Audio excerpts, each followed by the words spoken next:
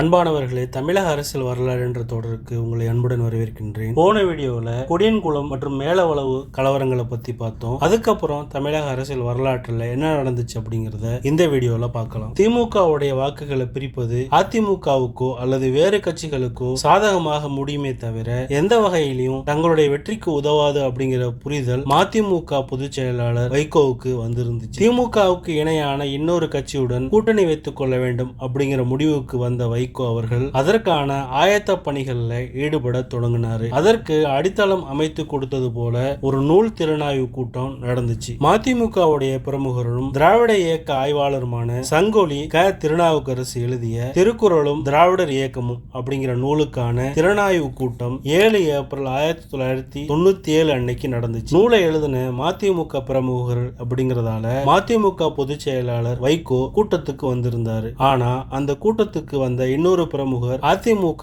அவைத் தலைவர் நாவலர் நெடுஞ்செழியன். திருக்குறள் திராவிட இயக்கம் என்ற 2 அம்சங்களுடனும் நெருக்கமான தொடர்புடைய நெடுஞ்செழியன் அது சம்பந்தமான அல்லது தொடர்பான நூல் திறனாய்வு நிகழ்ச்சிக்கு வருவதற்கு வெகு பொருத்தமானவர் என்பதுல சந்தேகம் இல்லை. ஆனா மதிமுகவை சேர்ந்த ஒருவரது நிகழ்ச்சிக்கு வந்ததுதான் அரசியல் ரீதியாக உன்னிப்பாக கவனிக்கப்பட்டுச்சு. புத்தகத்தை திறனாய்வு செய்து பேசிய நெடுஞ்செழியன் இடைச்செருகலாக ஒரு கருத்தை முன் வச்சார். தெரியாத இனங்கள் ஒன்று சேரும் போது தெரிந்த இனங்கள் ஒன்று சேருவதில் இணைந்து நிற்பதில் என்ன தவறு? அக்கிரமக்காரர்கள் அகந்தையாளர்கள் போன்றவர்கள் ஒன்று சேரும் போது உள்ளன்போடு நாங்கள் ஒன்று சேருவதில் என்ன தவறு? நெடுஞ்செழியன் எழுப்பிய கேள்வி மதிமுகவினரை உற்சாகப்படுத்து. மேடையில பேசிய வைகோவுடைய கருத்தும் நெடுஞ்செழியனுடைய கருத்தும் ஒண்ணுக்கு ஒண்ணு வலு சேர்க்கும் வகையில அமைஞ்சிருந்துச்சு. திருக்குறள்ல பகை திறன் அறிதல் அப்படிங்கிற அதிகாரத்தின் கீழ் ஒரு குறள் இருக்கு. துணை இல்லாத ஒருவருக்கு இருவர் பகையாக இருந்தால் அவர்களுள் ஒருவரை இனிய துணையாக்கி கொள்ள வேண்டும் அப்படின்னு அந்த குறள் கூறுது. அந்த குறளை மேற்கோள் காட்டி பேசினாரு வைகோ. திமுகவை எதிர்க்க அதிமுகவுடன் அணி சேருவது சரியான முடிவு அப்படிங்கிறது ஒரு கருத்து. ஜெயலலிதா ஆட்சியை அகற்றுவதற்காக நடைப்பயணம் சென்றுவிட்டு தற்போது அவருடன் கூட்டணி வைப்பது தவறான முடிவு அப்படிங்கிற கருத்து இன்னொரு பக்கம் இருந்துச்சு. இந்த நிலையில நெடுஞ்செழியனும் வைகோவும் சூசகமாக சொன்ன செய்திகளுக்கு அங்கீகாரம் கொடுக்கும் வகையில 14 ஏப்ரல் 1997 அன்னைக்கு பேசினாங்க அதிமுகவுடைய பொதுச் செயலாளர் ஜெயலலிதா. நெடுஞ்செழியன் பேசினதுல எந்த தவறும் இல்ல. திமுக தான் எங்களுடைய பொது எதிரி. விடுதலை புலிகளுக்கு ஆதரவாக கடந்த காலத்துல மதிமுக பேசி இருக்கலாம், இப்போது பேசல. பாமகவினர் கூட விடுதலை புலிகளுக்கு ஆதரவாக பேசியிருக்காங்க. திமுகவுடன் சேர்ந்திருந்த போது அவ்வாறு அவங்க பேசினாங்க. திமுகவுக்கு எதிரான அதிமுக அணியில மதிமுகவுடன் பாமகவும் சேர்கிறது அப்படிங்கிறது ஜெயலலிதாவுடைய பேச்சில வெளிப்பட்ட விஷயம். இது வைகோவை மேலும் உற்சாகப்படுத்தவே 8 ஜூலை 1997 அன்னைக்கு நாகர்கோயில் நடந்த கூட்டத்தில் பேசின அவர் பொது எதிரியை வீழ்த்த புதிய கூட்டணி அமைக்கப்படுகிறது. திமுகவால் பாதிக்கப்பட்ட எம்ஜிஆர் தொண்டர்களும் வை கோபால்சாமி தொண்டர்களும் இணைவதில் தவறு இல்லை அப்படின்னு சொன்னார். இந்த பின்னணியில 11 ஜூலை 1997 அன்னைக்கு நடந்த நெடுஞ்செழியனுடைய 77வது பிறந்தநாள் நிகழ்ச்சியில ஜெயலலிதாவும் வைகோவும் கலந்துகிட்டாங்க. சில தினங்கள்ல அதிமுக தலைமை அலுவலகத்துக்கு வந்தாங்க வைகோ. அப்படி வந்தப்ப விலைவாசி உயர்வு, காவிரி பிரச்சனை, இடஒதுக்கீடு உள்ளிட்ட அதிமுகவும் மதிமுகவும் இணைந்து போராட்டம் நடத்துவது பத்தி பேசினாங்க. அதுக்கப்புறம் அதிமுக பொதுச் செயலாளர் ஜெயலலிதாவும் எழும்பூர்ல உள்ள மதிமுக தலைமை அலுவலகத்துக்கு வந்தாங்க. ஆக அதிமுக அணியில மதிமுக அதிகாரப்பூர்வமாக இணைந்ததோடு மேலும் சில கட்சிகள் சேரக்கூடும் அப்படிங்கிற எதிர்பார்ப்பும் உருவாக தொடங்குச்சு. இந்த சூழ்நிலையில மத்திய அரசுக்கு மீண்டும் ஒரு சிக்கல் ஏற்பட்டுச்சு. ராஜீவ்காந்தியுடைய கொலையை தவிர்த்திருக்க முடியுமா? அதிகாரிகள் கடமை தவறினார்களா? பாதுகாப்பு குறைபாடு இருந்ததா? கொலைக்கு அதுதான் காரணமா என்பன போன்ற கேள்விகளை முன்வைத்து உச்சநீதிமன்ற நீதிபதி JS வர்மா தலைமையில் ஒரு கமிஷன் அமைக்கப்பட்டுச்சு. கொலை நடப்பதற்கு வழிவகுத்த சம்பவங்கள், சூழ்நிலைகள், கொலை திட்டம் தனிநபர் அல்லது இயக்கத்தால் வகுக்கப்பட்டதா, சதி திட்டம் ஏதும் உள்ளதா விடை தேடும் வகையில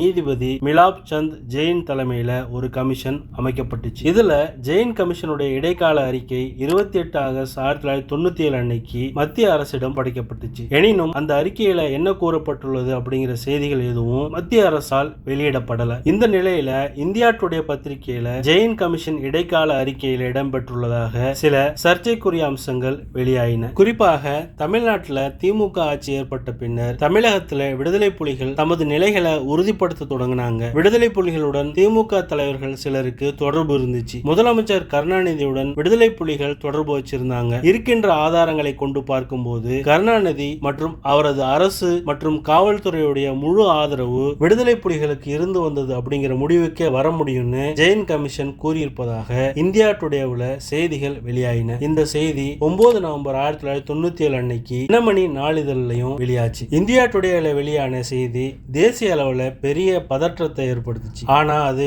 இடைக்கால அறிக்கை அல்ல, இந்தியா டுடே அறிக்கை அப்படின்னு சொல்லி அந்த குற்றச்சாட்டுகளை அடியோடு நிராகரிச்சு திமுக. ஜெயின் கமிஷனுடைய இடைக்கால அறிக்கை உடனடியாக நாடாளுமன்றத்தில் தாக்கல் செய்யப்பட வேண்டும். அது தொடர்பாக எடுக்கப்பட்ட நடவடிக்கை அறிக்கையும் தாக்கல் செய்யப்பட வேண்டும். இல்லாவிட்டால் மத்திய அரசுக்கு தரப்படும் ஆதரவு திரும்ப பெறப்படும் அப்படின்னு மிரட்ட தொடங்குச்சு காங்கிரஸ் கட்சி. அந்த வார இதழ் தமக்கு தேவையானவற்றை மட்டும் பிரசுரிக்கிறது. நாடாளுமன்றத்தில் முழுமையான அறிக்கை தாக்கல் செய்யும் போது மட்டுமே இது பற்றி கருத்து கூற முடியும்னு சொன்னாரு தமாக தலைவர் மூப்பனார். ஜெயின் கமிஷனுடைய இடைக்கால அறிக்கை நாடாளுமன்றத்தில் தாக்கல் செய்யப்பட்டுச்சு. 6 ஆண்டுகளாக நடந்த விசாரணையின் முன்னாள் பிரதமர்கள் நரசிம்மராவ், வி.பி. சிங், சந்திரசேகர், தமிழக முதலமைச்சர் கருணாநிதி, அதிமுக பொதுச் செயலாளர் ஜெயலலிதா, வைகோ உள்ளிட்ட பலரும் சாட்சியம் கொடுத்தாங்க. 5000 பக்கங்களும் 17 பாகங்களும் கொண்ட அறிக்கை 1981 முதல் 1991 வரையிலான காலகட்டத்துடைய அரசியல் நிலைமைகளை பதிவு செஞ்சிருந்துச்சு. இந்திய அமைதி காக்கும் படை